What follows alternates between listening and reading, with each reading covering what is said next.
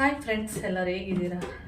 ಇವತ್ತು ಬಂದು ಬುಧವಾರ, ಇವತ್ತು ಫೆಬ್ರವರಿ 5. ಹಾಗೆ ಇವತ್ತು ರಥ ಸಪ್ತಮಿ. ಎಲ್ಲರಿಗೂ ರಥ ಸಪ್ತಮಿಯ ಶುಭಾಶಯಗಳು. ಹಾಗೆ ನಾನು ಇವಾಗ ವಿಡಿಯೋನ ಸ್ಟಾರ್ಟ್ ಮಾಡಿದ್ದೀನಿ. ಇವಾಗ ಟೈಮ್ ಬಂದು 11:30 ಆಗ್ತಾಯಿದೆ. ಯಾಕೋ ಇಂಟ್ರೆಸ್ಟೇ ಇಲ್ಲ ವಿಡಿಯೋ ಸ್ಟಾರ್ಟ್ ಮಾಡೋದಕ್ಕೆ. ಅದಕ್ಕೆ ಇವಾಗ ಸ್ಟಾರ್ಟ್ ಮಾಡೋಣ ಅಂತೇಳಿ ಅಡುಗೆ ಮಾಡ್ತಾಯಿದ್ದೀನಿ. ಇವಾಗ ಬಂದು ಏನಂದರೆ ನೆನೆಲ್ಲ ನಾನ್ ವೆಜ್ ತಿಂದಿದ್ದಲ್ಲ, ಅದಕ್ಕೆ ಇವಾಗ ಅಲಸಂದೆ ಕಾಳು ಹಾಕ್ಬಿಟ್ಟು ಉಪ್ಪು ಸಾಂಬಾರು ಮಾಡಿದ್ದೆ ಮೊನ್ನೆ. ಇವತ್ತು ಹುಳಿ ಸಾಂಬಾರು ಮಾಡೋಣ ಅಂತೇಳಿ ಎಲ್ಲ ಕಟ್ ಮಾಡ್ತಾ ಇದ್ದೀನಿ. ಓಕೆ, ಹಾಗೆ ಕಟ್ ಮಾಡ್ತಾ ನಿಮಗೆ ಒಂದು ವಿಷಯನ ಶೇರ್ ಮಾಡ್ತೀನಿ. ಏನಂದರೆ ಇತ್ತೀಚೆಗೆ ನ್ಯೂಸ್ಗಳಲ್ಲಿ ನೋಡಿರ್ಬೋದು, ಮಂಡ್ಯ ಸೈಡು ಅಂದರೆ ನಾಲೆಗೆ, ಅಂದರೆ ಏನಂತ ಕಾಲುವೆ ಅಂತ ಹೇಳ್ತೀವ ಅಥವಾ ನಾಲೆ ಅಂತ ಹೇಳ್ತಾರೆ ಅವರು, ಅಲ್ಲಿಗೆ ಕಾರ್ ಬಿದ್ದೋಗ್ಬಿಟ್ಟಿತ್ತು. ಮತ್ತು ಒಂದ್ಸರಿ ಬಸ್ಸೆಲ್ಲ ಬಿದ್ದಿತ್ತು. ಈ ಥರ ಎಲ್ಲ ಆಗಿ ಒಂದ್ಸರಿ ಬಸ್ ಬಿದ್ದು ತುಂಬ ಜನ ಸತ್ತೋಗಿದ್ರು. ಅಲ್ಲಿ ಏನಂದರೆ ದೊಡ್ಡ ದೊಡ್ಡ ಈ ಕಾಲುವೆಗಳೆಲ್ಲ ಬರುತ್ತೆ ನೋಡಿ, ಅಲ್ಲಿ ಏನು ಅಂದರೆ ಒಂದು ಗಾಡಿ ಹೋದ್ರೂ ಕೂಡ ಅಲ್ಲಿ ಏನೂ ಇದಾಕಿರಲ್ಲ. ಅಂದರೆ ಅಕಸ್ಮಾತ್ ಗಾಡಿಗಳೇನಾದರೂ ಹೋಗಿ ಬಿದ್ದರೂ ಕೂಡ ಡೈರೆಕ್ಟಾಗಿ ಕಾಲುವೆ ಒಳಗಡೆನೇ ಬಿದ್ದೋಗುತ್ತೆ.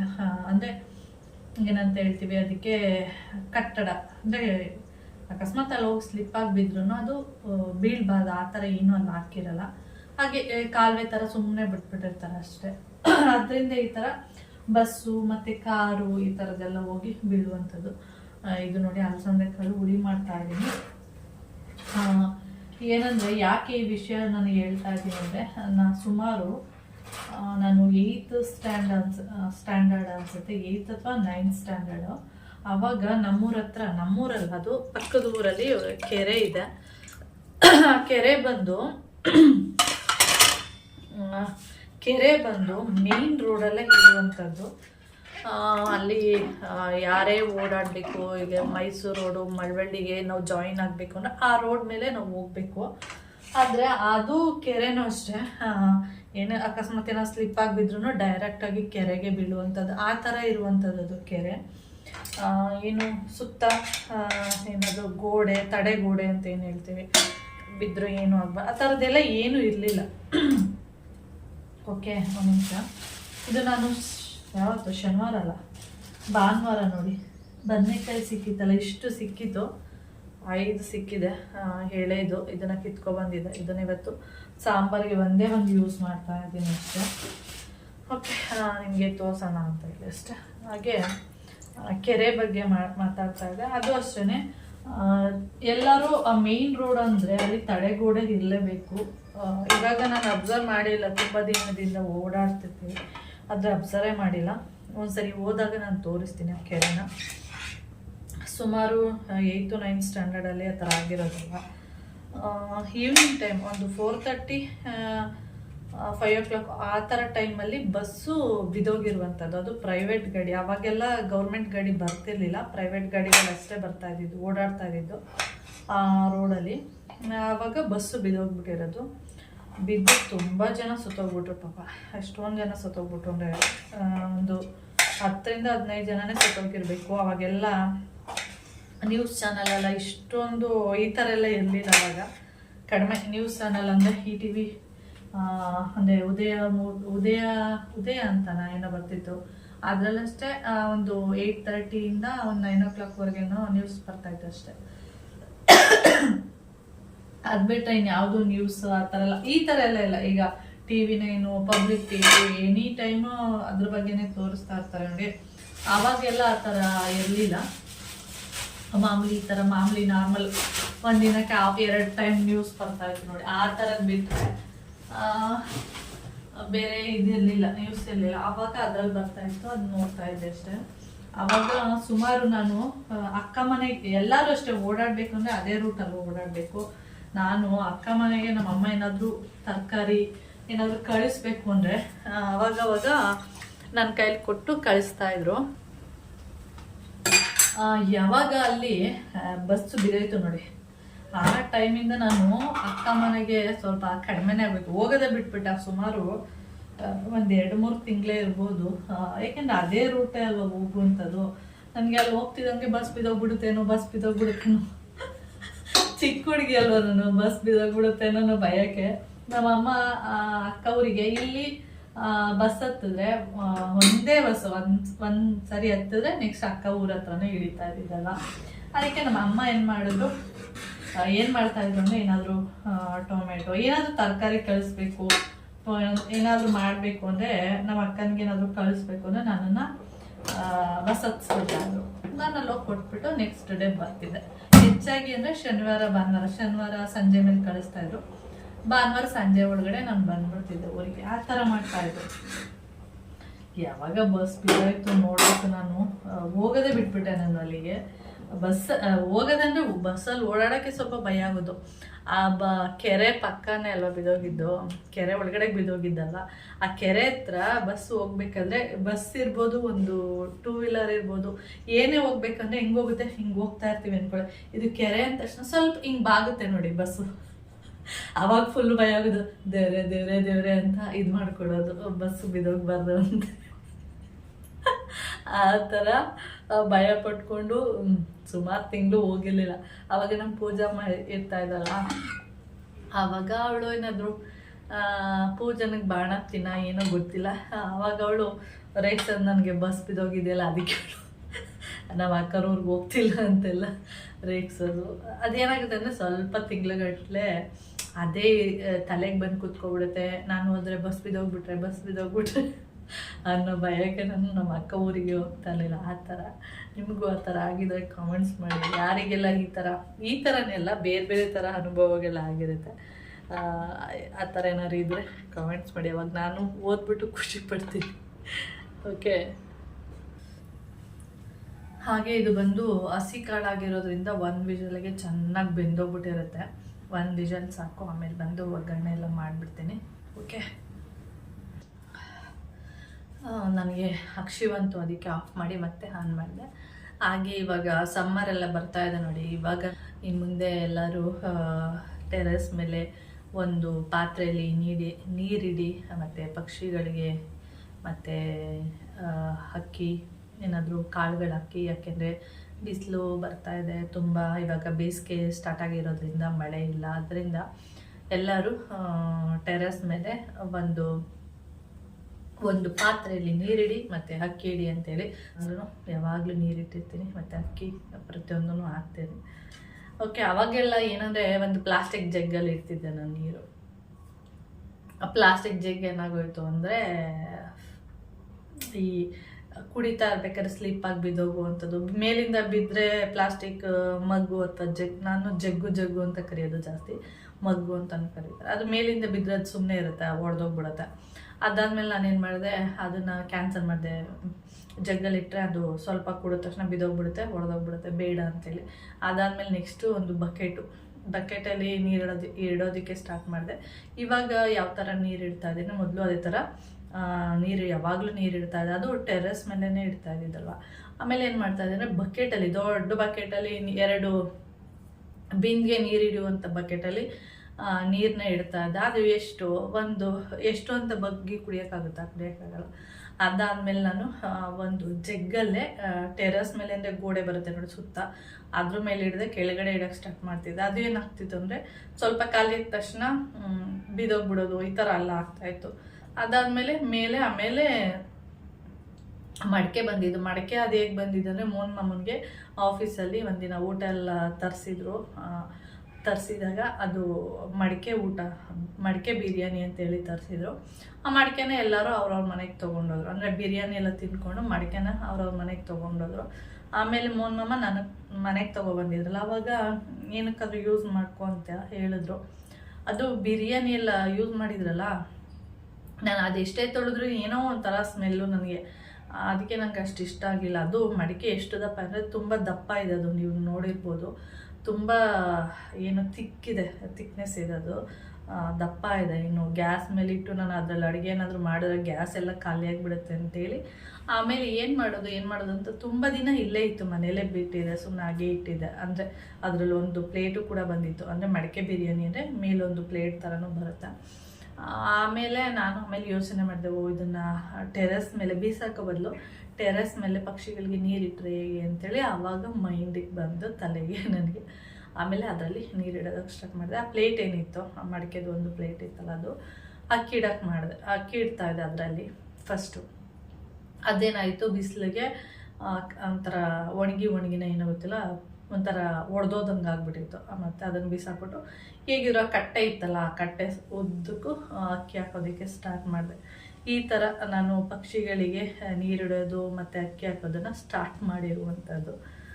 ಓಕೆ, ಸಮ್ಮರಲ್ಲಿ ಇರ್ತಿರೋ ಯಾವಾಗ ಇರ್ತಿರೋ ಗೊತ್ತಿಲ್ಲ. ಅದೇ ನನ್ನ ಪ್ರಕಾರ ಯಾವಾಗಲೂ ಅದು ಏನಂದರೆ ಲೈಟ್ ವೆಯ್ಟ್ ಆಗಿರುವಂಥ ಒಂದು ಪಾತ್ರೆ ಇರ್ಬೋದು, ಒಂದು ಪ್ಲಾಸ್ಟಿಕ್ ಡಬ್ಬ, ಅದರಲ್ಲಿ ಇಡಬೇಡಿ. ಅದ್ರ ಮೇಲೆ ಏನಾಗುತ್ತೆ ಅಂದರೆ, ಒಂದು ನಿಮಿಷ, ಇದರಲ್ಲಿ ನೀರು ಇಟ್ಟಿರ್ತೀರ ಅಂದ್ಕೊಡಿ, ಇದು ಪ್ಲಾಸ್ಟಿಕ್ ವೆಯ್ಟ್ ಇರಲ್ಲ. ಅವಾಗ ಏನಾಗುತ್ತೆ, ಪಕ್ಷಿಗಳು ಬಂದು ಕೂತ್ಕೊಂಡ ತಕ್ಷಣ ಆ ವೆಯ್ಟಿಗೆ ಜಗ್ಗು ಅಥವಾ ಮಗ್ಗು ಏನು ಇಟ್ಟಿರ್ತೀರ ಅದು ಬಿದೋಗ್ಬಿಡುತ್ತೆ. ನನಗಿದು ಎಷ್ಟೊಂದು ಸರಿ ಆಗಿದೆ. ಇದು ನಾನು ಹೋಗಿ ಇಟ್ಟು ಬಂದಿರ್ತೀನಿ, ಯಾವಾಗಲಾದ್ರೂ ಇನ್ನೊಂದು ಸರಿ ಹೋದಾಗ ಅದು ಬಿದೋಗ್ಬಿಟ್ಟಿರುತ್ತೆ. ಯಾಕೆ ಅಂದರೆ ಅದು ವೆಯ್ಟ್ ಇರಲ್ಲ.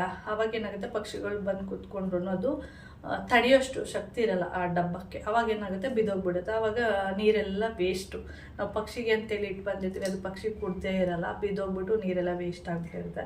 ಅದಕ್ಕೆ ಆದಷ್ಟು ಸ್ವಲ್ಪ ನೀವು ಮಡಕೆನೇ ತೊಗೊಂಡ್ರೆ ಒಳ್ಳೆಯದು. ಆದಷ್ಟು ಅದು ಏನಾಗುತ್ತೆ ಅಂದರೆ, ಪಕ್ಷಿಗಳು ಖಾಲಿಯಾಗಿ ಹೋಗಿದ್ರು ನೀರು, ಅದ್ರ ಮೇಲೆ ಪಕ್ಷಿ ಬಂದು ಕುತ್ಕೊಂಡ್ರು ಕೂಡ ಅದು ಬೀಳಲ್ಲ, ಹಾಗೇ ಇರುತ್ತೆ. ಅದಕ್ಕೆ ಆದಷ್ಟು ಮಡಕೆನ ಯೂಸ್ ಮಾಡಿದ್ರೆ ಬೆಸ್ಟ್ ಅನ್ಕೋತೀನಿ. ನೀವು ಪಾತ್ರೆ ಏನಾದರೂ ಯೂಸ್ ಮಾಡಿದ್ರು ಅಷ್ಟೇ, ಈ ಪಾತ್ರೆ ಏನಿದೆ ಇದು ಅಷ್ಟೇ, ಪಕ್ಷಿ ಬಂದು ಕುತ್ಕೊಂಡ್ರೆ ಇದು ಬಿದೋಗ್ಬಿಡುತ್ತೆ. ಅದಕ್ಕೆ ಮಡಕೆನೇ ಯೂಸ್ ಮಾಡಿ, ಅದು ಬೆಸ್ಟ್ ಅನ್ಕೋತೀನಿ.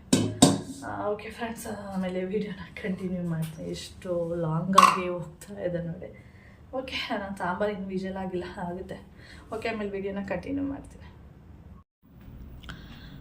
ನೋಡಿ. ಟೈಮ್ ಬಂದು 1 ಗಂಟೆಗೆ ಇನ್ನೊಂದು 5 ನಿಮಿಷ ಇದೆ. ಹಾಗೆ ನಮ್ಮ ಸುಂದರಿ ಇಲ್ಲಿ ನಿದ್ದೆ ಮಾಡ್ತಿದ್ದಾಳೆ. ಇನ್ನೊಬ್ಬ ಸುಂದರಿ ಓಡ್ಬಿಟ್ಲು ಆಗಲೇ, ಇನ್ನೊಬ್ಳು ಎಲ್ಲ ಸುತ್ತುತ್ತಾ ಇದ್ದಾಳೆ. ಐರನ್ ಮಾಡೋದು ಇಷ್ಟು ಬಟ್ಟೆಗಳುಂಟು, ಸದ್ಯಕ್ಕೆ ಅಷ್ಟು ಮಾತ್ರ ಐರನ್ ಮಾಡ್ತೀನಿ. ಇಷ್ಟು ನೋಡೋಣ, ಅದು ಐರನ್ ಮಾಡಿದ್ಮೇಲೆ ಇದನ್ನು ಯೋಚನೆ ಮಾಡ್ತೀನಿ, ಮಾಡಲಾ ಬೇಡವಾ ಅಂತೇಳಿ. ಹಾಗೆ ಇದೆಲ್ಲ ನಿನ್ನೆ ಹಾಕಿರುವಂಥ ಹೊಸ ಮ್ಯಾಟ್ಗಳು, ಅದಕ್ಕೆ ಚೆನ್ನಾಗಿ ಪಳಪಳ ಅಂತ ಕಾಣಿಸ್ತಾ ಇದೆ. ಇನ್ನೊಂದು 2 ದಿನ ಹೋದರೆ ಮಾಮೂಲಿ ಕತೆ. ಹಾಗೆ ಇಲ್ಲಿ ಬಂದರೆ ಅಲಸಂದೆ ಕಾಳಿನ ಹುಳಿ. ಓಕೆ, ನನ್ನ ಮಗನಿಗೆ ಈ ಥರ ಬದನೆಕಾಯಿ ತೊಟ್ಟು ತುಂಬ ಇಷ್ಟ.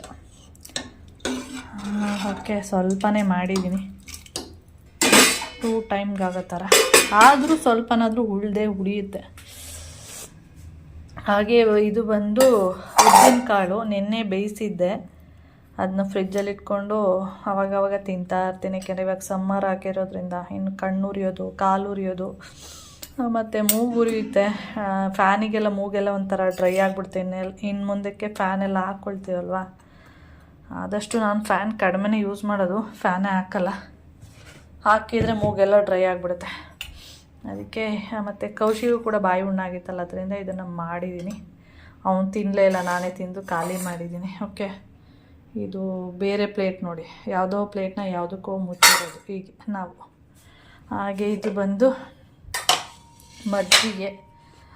ಇನ್ನು ಸಮ್ಮರ್ ಬಂತು, ಮಜ್ಜಿಗೆ ಅವಾಗವಾಗ ಕುಡಿತಾ ಇರಿ. ಮಧ್ಯಾಹ್ನ 1 ಲೋಟ, ರಾತ್ರಿ 1 ಲೋಟ.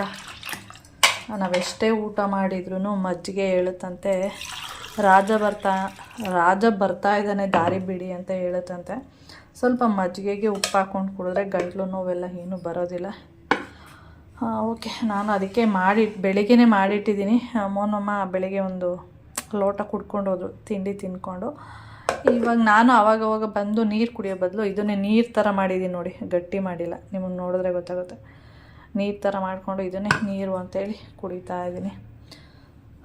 ಓಕೆ, ಆಮೇಲೆ ಮುದ್ದೆ ಮಾಡಬೇಕು. ಈಗ 1 ಗಂಟೆ ಆಗಿರೋದ್ರಿಂದ 1:30ಗೆ ಬಂದು ಮಾಡ್ತೀನಿ. ಈಗ ಸ್ವಲ್ಪ ಹೋಗಿ ಐರನ್ ಮಾಡ್ತೀನಿ. ಓಕೆ, ಟೈಮ್ ಬಂದು ಇವಾಗ 4 ಗಂಟೆ. ಹಾಗೆ ಇವತ್ತು ರಥಸಪ್ತಮಿ ಆಗಿರೋದ್ರಿಂದ ತುಂಬ ಜನ ಏನಂದರೆ ನಿನ್ನೆನೇ ರಥಸಪ್ತಮಿ ಅಂತೇಳಿ ತುಂಬ ಜನ ವಾಟ್ಸಪ್ ಸ್ಟೇಟಸಲ್ಲೆಲ್ಲ ಹಾಕಿದರು. ನನಗೆ ಫುಲ್ ಕನ್ಫ್ಯೂಸು, ಹೌದಾ ನಾಳೆ ಅಲ್ವಾ ಅಂತೇಳಿ. ಇಲ್ಲ ಮೊನ್ನೆ ಇಲ್ಲ ಇವತ್ತು ಅಂತ. ಏಕೆಂದರೆ ದಣ್ಣಮ್ಮನ ಹಬ್ಬನೂ ಇತ್ತಲ್ವಾ, ಅದಕ್ಕೆ ಇವತ್ತು ಇಲ್ಲ ಕಣ್ರಿ ನಾಳೆ ಅಂತ ನಾನು. ಆಮೇಲೆ ಮತ್ತೆ ನನಗೆ ಈ ಥರ 2 ದಿನ ಅಂತ ಹೇಳಿದಾಗ ನಿನ್ನೆ ಮತ್ತು ಇವತ್ತು ಅಂದಾಗ ಸ್ವಲ್ಪ ಕನ್ಫ್ಯೂಸ್ ಆಗ್ತಿರುತ್ತೆ ಯಾವತ್ತು ಅಂತೇಳಿ. ಆಮೇಲೆ ಬಂದುಬಿಟ್ಟು ಕ್ಯಾಲೆಂಡ್ರು ತೆಗೆದು ನೋಡಿದೆ ಯಾವತ್ತು ರಥಸಪ್ತಮಿ ಅಂತೇಳಿ. ಕ್ಯಾಲೆಂಡ್ರಲ್ಲಿ ಇವತ್ತಿದೆ, ಅಂದರೆ 5ಕ್ಕೆ ರಥಸಪ್ತಮಿ ಅಂತ ಇರೋದು. ಆಮೇಲೆ ನಮಗೆ ತೊಗೊಂಡೋಗಿ ಕ್ಯಾಲೆಂಡ್ರ್ ತೊಗೊಂಡೋಗಿ ತೋರಿಸ್ದೆ, ನೋಡಿ ಕ್ಯಾಲೆಂಡ್ರಲ್ಲಿ ಇವತ್ತಿರೋದು. ಒಬ್ಬೊಬ್ರು ಹಾಗೆ ಅಮಾವಾಸ್ಯೆ ಮತ್ತು ಸುಮಾರು ಹಬ್ಬಗಳನ್ನ ಒಂದಿನ ಮುಂಚಿತವಾಗಿ ಹಾಕ್ಬಿಟ್ಟಿರ್ತಾರೆ. ಆವಾಗ ನಮಗೆ ಫುಲ್ ಕನ್ಫ್ಯೂಸ್ ಆಗಿಬಿಟ್ಟಿರುತ್ತೆ ಅಷ್ಟೇ. ಓಕೆ ಫ್ರೆಂಡ್ಸ್, ಹಾಗೆ ಆಮೇಲೆ ವಿಡಿಯೋನ ಕಂಟಿನ್ಯೂ ಮಾಡ್ತೀನಿ. ಪೂಜೆ ಎಲ್ಲ ಆಯಿತು. ಬಿಸಿಲು ಹಂಗೆ ರಗರಗ ಅಂತ ಹೊಳಿತಾ ಇದೆ. ರಗರಗ ಅಂದರೆ ಪಳಪಳ ಅಂತ ಹೊಳಿತಾ ಇದೆ ಅಂತೇಳಿ. ಓಕೆ, ಹಾಗೆ ಇದು ಮ್ಯಾಕ್ಸಿ ಇದನ್ನು ಹಾಕ್ಕೊಂಡಿದ್ದೀನಿ. ಮನೇಲೇ ಹಾಕ್ಕೊಡೋಣ ಇದು ಅಂದ್ಬಿಟ್ಟು. ಅಂತೇನು ಕ್ವಾಲಿಟಿ ಇಲ್ವಲ್ಲ, ಮನೇಲಿ ಹಾಕ್ಕೊಂಡು ಒಂದಷ್ಟು ದಿನ ಮಜಾ ಮಾಡೋಣ ಅಂಥೇಳಿ. ಓಕೆ, ಇದು ಬಂದು ಸಂಜೆ ವಿಡಿಯೋ ಮಾಡ್ತಾ ಇರುವಂಥದ್ದು. ಮೆಹಂದಿನ ತುಂಬ ದಿನ ಆಯಿತು ನಾನು ತಲೆಗೆ ಮೆಹಂದಿ ಹಾಕಿ. ತುಂಬ ದಿನ ಆಯಿತು ಅಂದರೆ ತುಂಬ ತಿಂಗಳುಗಳೇ ಆಯಿತು. ಏನಂದರೆ ಈ ಚಳಿಗಾಲ ಸ್ಟಾರ್ಟ್ ಆಯಿತು ನೋಡಿ, ಅದಕ್ಕೆ ಮೊದಲಿಂದನೂ ಸ್ವಲ್ಪ ಮೆಹಂದಿನೇ ಬಿಟ್ಟೆ. ಚಳಿಗಾಲ ಸ್ಟಾರ್ಟ್ ಆಯಿತು ಮತ್ತು ಶೀತ ಆಗಿಬಿಟ್ರೆ ಏನು ಮಾಡೋದು ಅಂತೇಳಿ ಈ ಥರ ಮರೆತೇ ಹೋಗ್ಬಿಟ್ಟು ಯೂಸ್ ಮಾಡಿರಲಿಲ್ಲ. ಅದಕ್ಕೆ ಇವಾಗ ಮೆಹಂದಿನ ಯೂಸ್ ಮಾಡೋಣ ಅಂಥೇಳಿ ಮೆಹಂದಿ ಪೌಡರು ನಾನು ಸುಮಾರು ವೀಡಿಯೋದಲ್ಲಿ ಹೇಳಿದ್ದೀನಿ. ಹಾತಿ ಮೆಹಂದಿ ಪೌಡರ್ನ ಯೂಸ್ ಮಾಡ್ತೀನಿ ಅಂಥೇಳಿ. ಅದ್ರ ಜೊತೆಗೆ ನಾನೇ ಮನೆಯಲ್ಲಿ ಮಾಡಿದ್ದಂಥ ಮೆಹಂದಿ ಪೌಡರು ತೋರಿಸಿದ್ದೆ. ಅಕ್ಕ ಮನೆಯಿಂದ ಮೆಹಂದಿ ಎಲೆಗಳನ್ನೆಲ್ಲ ತಂದು ಅದ್ರ ಜೊತೆಗೆ ಕರಿಬೇವಿಂದು ಎಲೆ ಎಲ್ಲ ಒಣಗಿಸಿ ಪೌಡ್ರು ಮಾಡಿದ್ದೆ ಅಂಥೇಳಿ. ಅದನ್ನು ಕೂಡ ಇವಾಗ ಮಿಕ್ಸ್ ಮಾಡಿ, ಅಂದರೆ ಹಾತಿ ಮೆಹಂದಿ ಪೌಡರ್ ಇದೆಯಲ್ಲ ಅದನ್ನು ಸ್ವಲ್ಪ ಜಾಸ್ತಿ ಯೂಸ್ ಮಾಡಿದ್ದೀನಿ. ಇದನ್ನು ಒಂದು 2 ಸ್ಪೂನಷ್ಟು ಯೂಸ್ ಮಾಡಿದ್ದೀನಿ. ನೋಡೋಣ ಯಾವ ಥರ ಆಗುತ್ತೆ ಅಂಥೇಳಿ. ಏಕೆಂದರೆ ಬರೀ ನಾನು ಮಾಡಿರೋ ಮೆಹಂದಿ ಪೌಡರ್ನ ಯೂಸ್ ಮಾಡಿದ್ರೆ ಅದು ಅಷ್ಟು ಸರಿ ಬರಲ್ಲ, ಒಂಥರ ತರಿ ಥರ ಬರುತ್ತೆ. ಆದ್ದರಿಂದ ಬೇಡ, ಇದು ಸ್ವಲ್ಪ ಅದು ಸ್ವಲ್ಪ. ಅಂದರೆ ಹಾತಿ ಪೌಡರು 3/4%, ಈ ನಾನು ಮಾಡಿರುವಂಥ ಪೌಡರ್ ಒಂದು 1 ಸ್ಪೂನಷ್ಟು, 1-1.5 ಸ್ಪೂನಷ್ಟು ಯೂಸ್ ಮಾಡಿದ್ದೀನಿ. ನೋಡೋಣ ಅದು ಯಾವ ಥರ ಬರುತ್ತೆ, ಅದು ನೋಡಿಬಿಟ್ಟು ಗೊತ್ತಾಗುತ್ತೆ ಅಂದ್ಬಿಟ್ಟು ಈ ರೀತಿ ಮಿಕ್ಸ್ ಮಾಡಿದ್ದೀನಿ. ಓಕೆ, ಹಾಗೆ ನಾನು ಈ ವಿಡಿಯೋನು ಕೂಡ ಇಲ್ಲಿಗೆ ಎಂಡ್ ಮಾಡ್ತೀನಿ. ನಿಮಗೇನಾದರೂ ವಿಡಿಯೋ ಇಷ್ಟ ಆದರೆ ಲೈಕ್, ಶೇರ್, ಕಮೆಂಟ್ ಮಾಡಿ. ಹಾಗೆ ಯಾರಾದರೂ ಫಸ್ಟ್ ಟೈಮ್ ಏನಾದರೂ ನೋಡ್ತಾ ಇದ್ದರೆ ಪ್ಲೀಸ್ ಸಬ್ಸ್ಕ್ರೈಬ್ ಮಾಡ್ಕೊಂಡು ನೋಡಿ. ನೆಕ್ಸ್ಟ್ ವಿಡಿಯೋದಲ್ಲಿ ಸಿಗೋಣ. ಓಕೆ, ಬಾಯ್.